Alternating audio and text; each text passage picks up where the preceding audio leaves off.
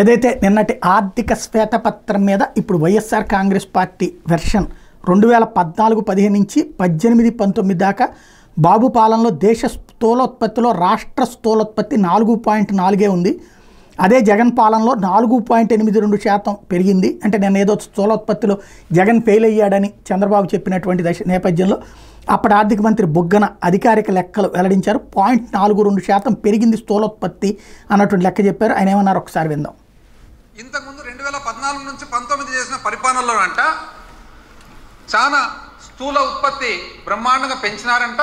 ఆ తర్వాత సరిగ్గా పెరగలేదంట. అవునండి, అంటే వైట్ పేపర్లో ఏదంటే అది రాసేస్తానే దాన్ని ఎవరు చదవకుండా దాని ఫ్యాక్ట్స్ ఫిగర్స్ తీయకుండా ఉంటాయండి. ఎప్పుడు కూడా స్టాండ్ అలోన్గా అంటే ఆంధ్రప్రదేశ్ రాష్ట్రము 1 సంవత్సరం చూసుకొని దీన్ని మాత్రము, కేరళ రాష్ట్రం 1 సంవత్సరం చూసుకొని దీన్ని మాత్రం కాదండి, భారతదేశంలో మన భాగం ఎంత అనేది చూద్దాం. ఒక రెఫరెన్స్ పాయింట్ ఉండాలి కదా.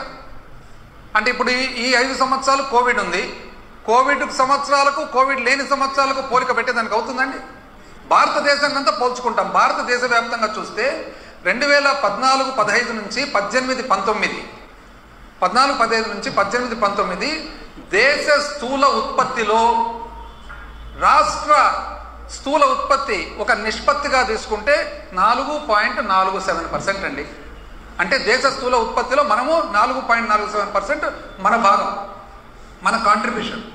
2019-20 నుంచి మనం 2023-24 అడ్వాన్స్ ఎస్టిమేట్స్ చూసుకుంటే దేశ స్థూల ఉత్పత్తిలో మన రాష్ట్ర స్థూల ఉత్పత్తి 4.82 అండి. అంటే 0.4% మీకంటే ఎక్కువ. ఇప్పుడు ఎట్లా చెప్తున్నారండి అప్పుడు బాగా పెరిగింది ఇప్పుడు పెరగలేదని? అంటే మీ అంకెలు మాత్రం మీరు చూసుకుంటే సరిపోతుందా? రెఫరెన్స్ పాయింట్ వద్దా? ఇది ప్రస్తుతం లెక్కలు ఎవరికాళ్ళు, కాకపోతే ఎవరికి అర్థం కావు కాబట్టి ఈ కథ నడిచిపోతూనే ఉంటుంది.